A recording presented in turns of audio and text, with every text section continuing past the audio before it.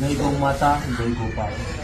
शिव शक्ति मंडल विजयनगर द्वारा जे रीते આપણે અગાઉ પણ ભગીરથ કાર્ય ચાલુ હતું ગૌ માતા માટે જુવારના પૂળા અને ગાય માતા માટે જે ઘાસચારો અને કૂતરા માટે પીરો, તેવી જ રીતે આજે ચૈત્ર મહિનાની શરૂઆત થઈ રહી છે તો ચૈત્ર મહિનામાં કીડીઓ માટે કીડિયારાનું આયોજન કર્યું છે શિવ શક્તિ મંડળના સર્વ મિત્રો દ્વારા।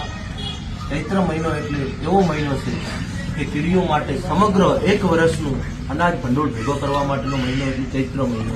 એટલે ચૈત્ર મહિનામાં કીડીઓ સમગ્ર વર્ષનું અનાજનું ભંડોળ ભેગું કરે છે।